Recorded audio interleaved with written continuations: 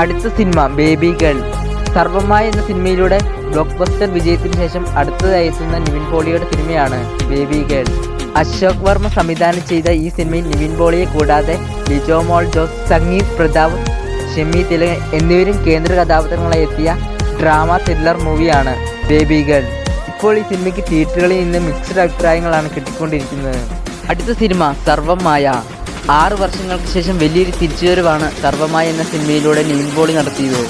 അഖിൽ സത്യൻ സംവിധാനം ചെയ്ത ഈ സിനിമയിൽ നിവിൻ പോളിയെ കൂടാതെ അജു വർഗീസ്, റിയ ഷിബു, ജനാർദ്ദൻ എന്നിവരും കേന്ദ്ര കഥാപാത്രങ്ങളായി എത്തിയ ഹൊറർ ഫാന്റസി മൂവിയാണ് സർവമായ.